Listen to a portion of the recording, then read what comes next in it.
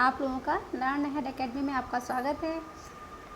हम कर रहे हैं पेट की तैयारी, उसमें हम इस टाइम पे पढ़ रहे हैं हिस्ट्री में आज हमारा टॉपिक है गुप्तकालीन कला और संस्कृति।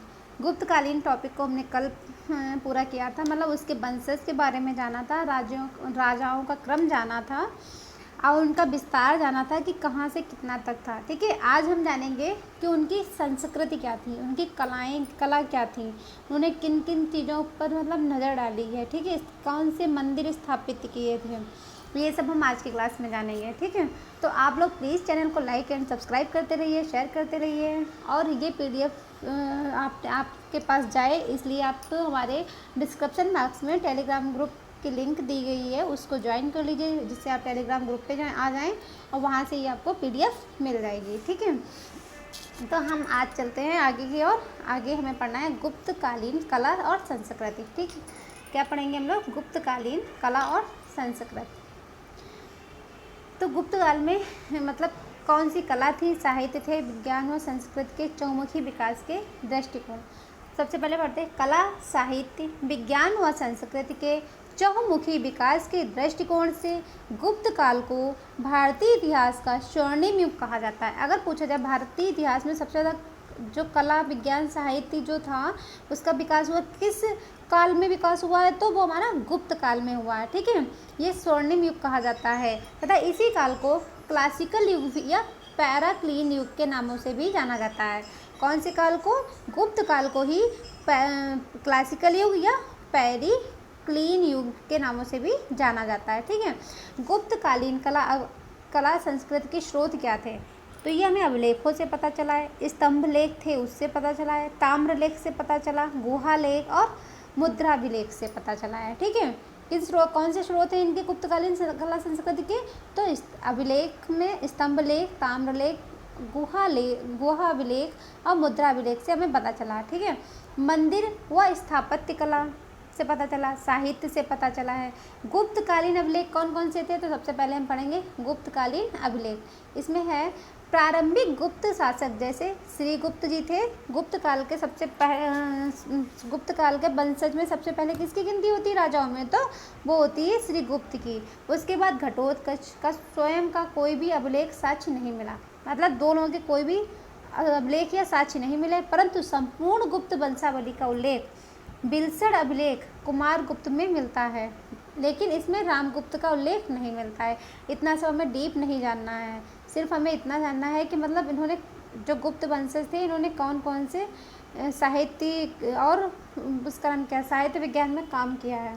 चंद्रगुप्त प्रथम ने अपने राज्यारोहण के दिन 9 मार्च 319 को गुप्त संवत चलाया था।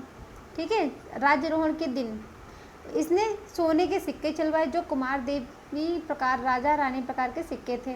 चंद्रगुप्त प्रथम का लिच्छवी वंश का राजकुमारी कुमार देवी से विवाह की पुष्टि मिलती है। किसकी पुष्टि मिलती है? चंद्रगुप्त की। ये तो कल भी बताया। समुद्रगुप्त यह प्रथम गुप्त शासक जिसके अभिलेख प्राप्त हुए हैं। चंद्रगुप्त तक कोई अभिलेख नहीं है और समुद्रगुप्त से अभिलेख प्रयाग हुए। कौन कौन से? प्रयाग प्रास्ती। यह प्रास्ती अशोक के प्रयोग कौशाम्बी स्तंभ लेख पर उत्कीर्ण है। इसकी रचना हरिशेन द्वारा की गई तथा उत्कीर्णता तिलभट्ट थे। इसकी भाषा विशुद्ध संस्कृति व लिपि कैसी थी? ब्राह्मी थी। पूछा जाए कि कुमार गुप्त के जो अभिलेख मिले उसकी भाषा कैसी थी, तो ब्राह्मी लिपि थी। हम इस प्रास्ती में समुद्रगुप्त को 100 युद्धों का विजेता तथा उसके शरीर पर 100 घावों का उल्लेख मिलता है। प्रयाग प्रास्ती में अश्वमेघ यज्ञ का उल्लेख नहीं मिलता है। ठीक है, मतलब जो प्रयाग प्रास्ती की जो अभिलेख है उसमें अश्वमेघ यज्ञ का उल्लेख नहीं मिलता है। विसेंट स्मिथ ने समुद्रगुप्त को भारत का नेपोलियन कहा है, ये हमने कल ही बताया था आपको। बहुत सी चीज़ें ऐसी होंगी जो हम कल बता चुके हैं, बस खाली रिवीजन के तौर पे हमें देखना है। ठीक है, महरौली लोह स्तंभ दिल्ली कुतुब कॉम्प्लेक्स कुतुब मीनार परिसर में स्थित है तथा इस पर चांद्र नामक शब्द का उल्लेख मिलता है। महरौली लोह स्तंभ कहाँ है? दिल्ली कुतुब मीनार के पास में। फिर उदयगिरी का गुहा अभिलेख, यह विदिशा मध्य प्रदेश में है। निर्माण किसने किया था? हरिशेन के पुत्र वीरसेन द्वारा करवाया गया। गुफा में शिव मंदिर का निर्माण करवाया गया है। ठीक है, फिर मथुरा स्तंभ लेख। मथुरा स्तंभ लेख में जैन तीर्थंकरों का उल्लेख मिलता है। चंद्रगुप्त प्रथम द्वारा प्रचलित गुप्त संवत की पहली बार जानकारी मिलती है। यह अभिलेख चंद्रगुप्त द्वितीय के समय का था। ठीक है, पूना ताम्र पत्र, ये कहाँ है? पूना ताम्र पत्र कहाँ है? महाराष्ट्र में है। कहाँ है? महाराष्ट्र में है। ठीक है। पूना ताम्रपत्र चंद्रगुप्त द्वितीय की पुत्री प्रभावती गुप्त द्वारा उत्कीर्ण करवाया गया था। इसमें धरण गोत्र का उल्लेख मिलता है। इसमें शकों पर विजय व वाक्टकों के साथ गठबंधन का उल्लेख मिलता है। चंद्रगुप्त प्रथम ने अपनी पुत्री प्रभावती का विवाह वाक्टक शासक रुद्रसेन द्वितीय के साथ किया। इसी की सहायता से इसने शकों को पराजित किया। ये हम कल बता चुके हैं, तो इसको ज़्यादा नहीं ध्यान देना है। आगे बिलसन अभिलेख कहाँ है? ये एटा जिला उत्तर प्रदेश में है। तुमेन अभिलेख मध्य प्रदेश में है। मंदोर प्रास्ति, यह प्रास्ति कैसी है? इसको देख लेते हैं। यह प्रास्ति कुमारगुप्त के द्वितीय के समय की है, परंतु कुमारगुप्त प्रथम की जानकारी मिलती है। कुमारगुप्त प्रथम के समय मालवा के राज्यपाल बंध वर्मा के द्वारा मालवा में सूर्य मंदिर के निर्माण का उल्लेख मिलता है। इस अभिलेख में गुप्त काल में सूर्योपासना का उल्लेख मिलता है। गुप्त काल में किसकी उपासना होती थी? सूर्य देवता की। ठीक है। कुमारगुप्त ऐसा शासक है जिसको 3 ताम्रपत्र बंगाल यानी बांग्लादेश से मिलते हैं। कौन कौन से? दामोदरपुर से, धनदेह, इसमें गुप्तकालीन भूमि के क्रय विक्रय के बारे में जानकारी मिलती है। फिर है बैकग्राम। कुमारगुप्त ने अपने सिक्कों पर गरुड़ के स्थान पर मयूर का अंकन करवाया था। किसकी जगह पे? गरुड़ की जगह पे मयूर का। ठीक है। फिर जूनागढ़ अभिलेख कहाँ मिलते हैं? स्कंदगुप्त के। जूनागढ़ अभिलेख यह गुजरात सौराष्ट्र में स्थित है। इस अभिलेख में स्कंदगुप्त व हूणों के मध्य हुए युद्ध की जानकारी मिलती है। स्कंदगुप्त के द्वारा सुदर्शन झील का पुनः निर्माण कराने का उल्लेख मिलता है। फिर भीतरी अभिलेख, यह गाजीपुर उत्तर प्रदेश में स्थित है। इस अभिलेख से स्कंदगुप्त का हूणों या पुष्यमित्रों के साथ हुए युद्ध की जानकारी मिलती है। हूण मध्य एशिया के खानाबदोश जाति थे। स्कंदगुप्त ने हूणों को पराजित करने के बाद 2 उपाधियों को धारण किया था। कौन कौन सी? क्रमादित्य और विक्रमादित्य। किसको मिली थी? स्कंदगुप्त को ये मिली थी। गढ़वा अभिलेख, यह इलाहाबाद उत्तर प्रदेश में स्थित है। इसमें परम भागवत उपाधि का उल्लेख मिलता है। किसमें? गढ़वा अभिलेख में। ये जरूर याद रखना कि स्कंदगुप्त को कौन सी उपाधि मिली थी? क्रमादित्य की और विक्रमादित्य की। ठीक है। अन्य अभिलेख देख लेते हैं। कोहोम अभिलेख उत्तर प्रदेश स्कंदगुप्त के समय का है। कोहोम अभिलेख कहाँ है? उत्तर प्रदेश में, स्कंदगुप्त के समय का। फिर सुपिया अभिलेख मध्य प्रदेश, स्कंदगुप्त के समय का है। फिर भानुगुप्त एरण व स्कंदगुप्त का जूनागढ़ अभिलेख भगवान विष्णु की स्तुति से प्रारंभ होते हैं। एरण अभिलेख मध्य प्रदेश के सागर जिले में स्थित है। इसमें भानुगुप्त व समुद्रगुप्त की जानकारी मिलती है। इसमें भानुगुप्त व हूणों के साथ हुए युद्ध का उल्लेख मिलता है। ठीक है। वास्तुकला, मंदिर का निर्माण कला, ये देख लीजिए। गुप्त काल में मंदिर निर्माण कला का जन्म हुआ। मंदिर निर्माण कला का जन्म कब हुआ? गुप्त काल में हुआ। पहली बार शिखर युक्त मंदिर बनाए गए व सभा मंडपों का प्रयोग किया गया। ठीक है। शिखर युक्त मंदिर बने थे इनके निर्माण में। नगर शैली कैसी थी? यह शैली उत्तर भारत में प्रचलित थी। इसे आर्य शैली भी कहा जाता है। कौन सी शैली कहा जाता है? आर्य शैली। इस शैली की विशेषता है, इस शैली में विशाल शिखर व सभा मंडलों का प्रयोग होता था। भारत में प्रथम विशाल शिखर युक्त मंदिर झांसी स्थित देवगढ़ का दशावतार मंदिर माना जाता है। ठीक है। जो पहला था कैसा? शिखर से आधारित है।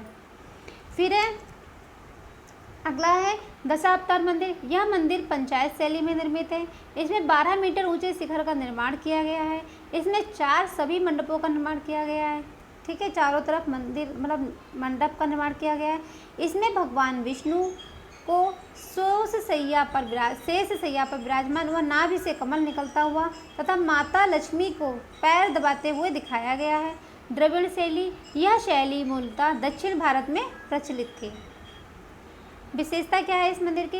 इस शैली में मंदिरों के विशाल प्रवेश द्वार हुआ करते थे, जिन्हें गोपुरम कहा जाता था। क्या कहा जाता था? गोपुरम कहा जाता था। इन मंदिरों का आकार पिरामिड के समान व निर्माण बड़ी बड़ी चट्टानों को काटकर किया जाता था।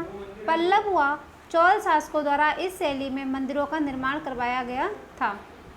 फिर है वेसर शैली। कौन सी शैली? वेसर। यह शैली नागर व द्रविड़ शैली दोनों को मिला जुला रूप था तथा इसे खच्चर या खच्चर शैली भी कहा जाता है। चालुक्य शासकों ने इस शैली का विशेष प्रयोग किया है। चालुक्य संरक्षण के कारण इस शैली का प्रयोग उत्तर पश्चिमी दक्षिणी पूर्वी क्षेत्रों में किया गया है। ठीक है। एकतन शैली। कौन सी शैली? एकतन शैली। इसमें क्या होता था? ऐसे मंदिर जिसके गर्भगृह में एक ही प्रतिमा मूर्ति हो उसे एक ऐतन शैली कहा जाता है। फिर नगर शैली, गुप्त काल के मंदिर इसी शैली में निर्मित हैं। द्रविड़ दक्षिण भारत की प्रमुख शैली है। बेसर नागर व द्रविड़ शैली का मिला जुला रूप है। एक ऐतन गर्भगृह में एक प्रतिमा होती है। गर्भगृह में एक प्रतिमा होती है। पंचायतन में क्या होता है? गर्भगृह में 1 से 5 प्रतिमा तक होती है। पंचायतन शैली में मूलतः भगवान विष्णु के मंदिर होते हैं। महामारू शैली, एक ही स्थान पर एक से अधिक अनेक मंदिरों का निर्माण किया जाता है। तक्षण कला, छेनी व हथौड़े के माध्यम से मूर्ति निर्माण का कार्य किया जाता था। फिर सिलावट मूर्ति का निर्माण करने वाले कलाकारों को कहा जाता था। गुप्तकालीन मंदिरों की विशेषताएं: ईंट व पत्थर से निर्माण, गर्भगृह का भीतरी भाग सादा निर्माण सपाट चबूतरे पर होता था। द्वारपाल के रूप में मकर वाहिनी गंगा व शुक्रम वाहिनी यमुना थी। ठीक है। गुप्तकालीन मूर्ति निर्माण के प्रमुख केंद्र: मथुरा में इस मूर्ति कला में खड़े बुद्ध की प्रतिमा को दर्शाया गया है। सारनाथ में बैठे हुए बुद्ध को दिखाया गया है। पाटलिपुत्र में कैसे बुद्ध की 7 से 7.5 फीट ऊंची तांबे की प्रतिमा प्राप्त हुई है। गुप्तकालीन अन्य मंदिर: देवगढ़ का दशावतार मंदिर कहाँ है? झांसी में, उत्तर प्रदेश में। भूमरा शिव मंदिर सतना मध्य प्रदेश में है। नचना कठार पार्वती मंदिर मध्य प्रदेश में। इसमें सबसे देवगढ़ का मंदिर मतलब इम्पॉर्टेंट है। ठीक है। एरण विष्णु मंदिर भी इम्पॉर्टेंट है, सागर जिला मध्य प्रदेश में है। खोह शिव मंदिर मध्य प्रदेश में है। उदयगिरी शिव मंदिर विदिशा मध्य प्रदेश में है। सांची का मंदिर मध्य प्रदेश में है। क्वेश्चन नंबर आगे का, ईंटों से निर्मित मंदिर: भीतरगांव उत्तर प्रदेश विष्णु मंदिर है। भीतरगांव मतलब ईंटों से निर्मित मंदिर है। ईंटों से निर्मित प्रथम हिंदू मंदिर है कौन सा? भीतरगांव में विष्णु मंदिर। भारत में पहली बार इसके शिखर में मेहराबों का प्रयोग किया गया। किसका? मेहराबों का। फिर है सिरपुर का लक्ष्मण मंदिर, छत्तीसगढ़ में इसे गुहा या गुफा कहते हैं। अजंता की गुफाएं, यह महाराष्ट्र के औरंगाबाद जिले के अनिष्ट गांव में स्थित है। यहाँ कुल 29 गुफाएं हैं। ठीक है। कितनी है? कुल 29 गुफाएं हैं। गुप्तकालीन गुफा की संख्या 16 से 17 है। खोज 1819 ईस्वी में मद्रास रेजिमेंट के एक सैनिक कनिंघम के द्वारा की गई थी। ठीक है। इन गुफाओं का निर्माण वाकटक नरेश पृथ्वीसेन के सामंत वाराहदेव व्याघ्रदेव द्वारा करवाया गया था। आपको इतना नहीं याद रखना है। गुफा संख्या 16 ये भी नहीं, 17 भी नहीं, ये आगे के हैं। अजंता की गुफाओं के अन्य चित्र: झूला झूलते राजकुमारी का चित्रण गुफा संख्या 2 में है। बैठी हुई स्त्री का चित्र गुफा संख्या 9 में है। पुजारियों का दल स्तूप की ओर जाते हुए गुफा संख्या 9 में है। साणों की लड़ाई गुफा संख्या 1 में है। गुफा संख्या 1 पुलकेशिन द्वितीय द्वारा ईरानी शासक परवेज शाह खुसरो का स्वागत करते हुए दिखाया गया है। ठीक है। फिर कालिदास, ये इंपॉर्टेंट है, इनको देखते हैं। प्रारंभिक जीवन: महामूर्ख अनपढ़ थे ये। इन्हें भारत का शेक्सपियर भी कहा जाता है। इनका जन्म कहाँ? मधुबनी बिहार में हुआ था। यहाँ से कालिदास के निवास स्थान के साक्ष्य प्राप्त हुए थे। इनकी पत्नी का नाम विद्योत्तमा, जो तत्कालीन समय की सबसे विदुषी राजकुमारी थी। इनकी कुल 7 रचनाएं मानी जाती हैं। 3 नाटक, 2 महाकाव्य और 2 खंडकाव्य माने जाते हैं। ठीक है। क्षेमेंद्र की बृहत कथा मंजरी के अनुसार कालिदास की कुल 8 रचनाएं हैं। कौन कौन सी हैं? गुप्तकालीन नाटक इनके थे: प्रेम प्रधान, सुखांत, मध्य भाग, ब्रेही। 2 प्रकार के पात्र: उच्च वर्ण संस्कृत भाषा में, निम्न वर्ण प्राकृतिक भाषा में। कालिदास के 3 नाटक हैं। कौन कौन से? माल विकाग्र, इसके 5 सर्ग हैं। कथा शुंग वंश के शासक अग्निमित्र मालव देश की राजकुमारी का प्रेम का वर्णन इसमें किया गया है। फिर है विक्रमोर्वशीयम, 5 सर्ग राजा पुररवा व उर्वशी हैं। हेमकूट वर्णन का उल्लेख है। अभिज्ञान शकुंतलम, 7 सर्गें कालिदास की सर्वश्रेष्ठ रचना मानी जाती है। उसके बाद महाकाव्य कौन कौन से हैं? कुमार संभव है इनका पहला, तो इसमें 17 सर्ग हैं। ठीक है। फिर रघुवंशम है, इसमें 19 सर्ग है। रघुवंश के कुल 40, 29 मूलतः रघु, 11 अन्य राजाओं का वर्णन है। इसके बाद खंड काव्य मिलते हैं। उसमें मेघदूत हैं, पूर्व मेघदूत हैं, उत्तर मेघदूत हैं। आगे क्या है? ऋतुसंहार है। कौन सा है? ऋतुसंहार। इसमें क्या होता है? ऋतुसार में 6 सर्ग बताए गए हैं। षड ऋतु का वर्णन किया गया है। कालिदास की प्रथम रचना मानी जाती है। ग्रीष्म, वर्षा, शरद, शिशिर, हेमंत, बसंत, ये मानी जाती हैं। ठीक है। फिर है अलकापुरी के शासक कुबेर द्वारा यक्ष को निष्कासित करने पर दक्षिणी ब्रह की कथा कही जाती है। चंद्रगुप्त द्वितीय कालिदास को अपने राजदूत के रूप में कुंतल नरेश के दरबार में भेजा, जहां कालिदास ने कोंतलेश्वरम दैत्यम नामक ग्रंथ की रचना की। इसका उल्लेख क्षेमेंद्र ने अपने ग्रंथ बृहद कथा मंजरी में किया है। कुछ इतिहासकारों के अनुसार ज्योतिष विद्या पर लिखा गया ग्रंथ कला अमृतम भी कालिदास द्वारा रचित है। कालिदास की रचनाओं में हेमकूट, हिमालय व रामगिरी पर्वत का उल्लेख है। फिर है विशाखादत्त, गुप्त राजवंश से संबंधित है। मुद्रा राक्षस नंदो व मौर्य का उल्लेख है। देवी चंद्रगुप्तम, रामगुप्त व ध्रुव स्वामिनी की कथा विशाखादत्त ने की है। ठीक है। अमर सिंह चंद्रगुप्त द्वितीय के नवरत्नों व ध्रुव स्वामिनी की कथा की है। अमरकोश व्याकरण ग्रंथ संस्कृत का विश्वकोश। फिर एक गुप्तकालीन 12 प्रकारों की भूमियों का वर्णन मिलता है। चंद्रगोमिन ग्रंथ चंद्र व्याकरण में है। गुप्तों को जट या जाट कहा गया है। स्कंदगुप्त के समय हूण आक्रमण का उल्लेख है। भारवी ने कहा किराता अर्जुनियम, भगवान शिव द्वारा किरात के वेश में अर्जुन के साथ युद्ध का वर्णन किया है। सन 1912 में इस ग्रंथ का जर्मन अनुवाद कार्ल केपलर द्वारा हुआ है। शूद्रक ने कौन सी की है? ग्रंथ मृच्छकटिकम, मिट्टी की गाड़ी, गुप्त काल में जन सामान्य पर लिखा गया प्रथम ग्रंथ माना जाता है। दंडी ग्रंथ कुमारचरित काव्यदर्श विष्णु शर्मा की कौन सी रचना है? पंचतंत्र है। वत्स भट्टी का रावण वध ग्रंथ है। बुद्ध घोष का विशुद्धि मग्न है। वात्स्ययन का कामसूत्र है। कामंदक का नीतिचार है। ठीक है। गुप्तकालीन विज्ञान आर्यभट्ट खगोल शास्त्री, ज्योतिषाचार्य, गणितज्ञ है। इनका जन्म 398 शक संवत में कुसुमपुर बिहार में हुआ था। आर्यभट्टियम में कुल 108 छंद हैं। 4 पदों अथवा अध्याय में विभाजित काल क्रियापाद है। फिर गोलापाद दशागतिका पाद। आर्यभट्ट ने साबित किया कि पृथ्वी गोल है और अपनी धुरी पर घूर्णन करती है, जिससे दिन रात बनते हैं। आर्यभट्ट ने ही ग्रह नक्षत्रों व सूर्य ग्रहण, चंद्र ग्रहण की अवधारणा दी है। इनमें ही दशमलव पद्धति शून्य की अवधारणा दी गई है। फिर पाई का मन 22/7 किसने बताया है? ये आर्यभट्ट ने बताया। 3.144। वर्ष का मान 365 दिन, जो कि आज भी प्रमाणिक है। आर्यभट्ट चंद्रगुप्त द्वितीय के नवरत्नों में शामिल नहीं थे, लेकिन ये गुप्त काल वंशज में मतलब उन्होंने अपना ये शून्य का विस्तार किया था, वो गुप्त काल में ही किया था। इन्होंने गणित को ज्योतिष से अलग किया। ऐसा करने वाले प्रथम व्यक्ति थे। कौन? आर्यभट्ट। वारामिहिर गणितज्ञ थे, ज्योतिषाचार्य थे। वारामिहिर चंद्रगुप्त द्वितीय के 9 रत्नों में शामिल थे। इनका जन्म 505 ईस्वी में उज्जैन के कैथा नामक ग्राम मध्य प्रदेश में हुआ था। इनके पिता का नाम आदित्य दास निषाद शूद्र वर्ण के थे, जो आर्यभट्ट से बेहद प्रभावी थे। वारामिहिर आर्यभट्ट से कुसुमपुर में मिले थे तथा इन्होंने आर्यभट्ट के सिद्धांतों का समर्थन किया। आपको इतना नहीं जानना, बस इतना जानना कि इन्होंने ये गुप्त वंशज थे।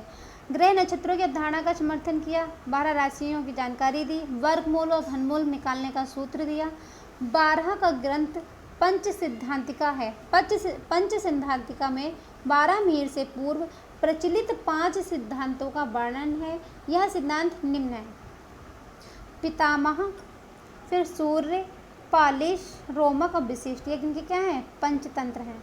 अन्य ग्रंथ कौन से थे? लघु जातक, लघु विवाह पटल, टिकनिक यात्रा, बृहत संहिता। वारामिहिर प्रथम व्यक्ति थे जिन्होंने कहा कि पृथ्वी में कोई ऐसी शक्ति जो चीज़ों को अपनी ओर आकर्षित करता है।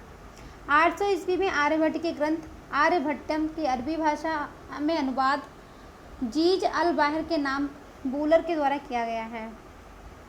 ब्रह्मगुप्त जन्म 598 ईस्वी में जालोर भीनमाल में माना जाता है। मृत्यु 668 ईस्वी में। पिता जिष्णु थे।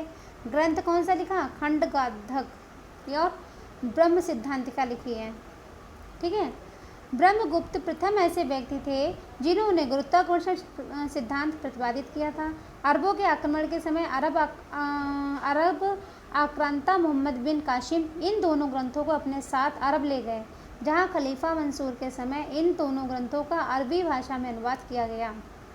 ब्रह्मगुप्त के अन्य ग्रंथ थे ब्रह्मफुट सिद्धांत के नाम से, खंडधारक अल अकरंद नाम से, वेदांग ज्योतिष टीका, ध्यान ग्रहोपदेश, ब्रह्म स्फुट सिद्धांत भाग माना जाता है। भास्कर प्रथम, यह आर्यभट्ट से प्रभावित थे। इनके ग्रंथ आर्यभट्टियम भी अभाष्य था। संस्कृत भाषा में गणित व खगोल शास्त्र पर लिखा गया प्रथम ग्रंथ माना जाता है। लघु भास्कर महाभास्कर, ठीक है। फिर अणु सिद्धांत परमाणु प्रतिपादित करने वाले प्रथम व्यक्ति थे। आयुर्वेद चिकित्सा व संबंधी ग्रंथ हैं। असंग योगाचर अभिहित शास्त्र भी थे। धन्वंतरी चंद्रगुप्त द्वितीय के नवरत्नों में शामिल थे। इन्हें विष्णु का अवतार, देवताओं का वैद्य कहते हैं धन्वंतरी को। महाचरिसक चरक संहिता थे। फिर सुश्रुत संहिता की, पाल काव्य, अस्थि आयुर्वेद, राजा रोमथार व महर्षि काव्य के बीच संवाद का वर्णन है। शालीहोत्र, ये क्या अश्लायन है। बाण भट्ट अष्टांग हृदय कहते हैं, अष्टांग संग्रह। नागार्जुन में सोना चांदी तांबा लोहा आदि में रोग प्रतिरोधक क्षमता पाई जाती है। ये इन्होंने इस पर खोज की है, ठीक है। फिर आज की क्लास यहीं पे समाप्त होती है। आपको अगर अच्छा लगे तो प्लीज़ लाइक एंड सब्सक्राइब करते रहिए और डिस्क्रिप्शन बॉक्स में बताते रहिए कि मुझे आगे क्या सब्जेक्ट लेके आना चाहिए और क्या नहीं लेके आना चाहिए, क्या कमी है और क्या अच्छाई है, आप लोगों को बताने का पूरा हक है। आप प्लीज़ कमेंट बॉक्स में बता के लाइक एंड सब्सक्राइब करके मुझे मेरा मोटिवेशन बढ़ाएंगे ताकि मैं आपके साथ हमेशा जुड़ी रहूँ। राधे राधे।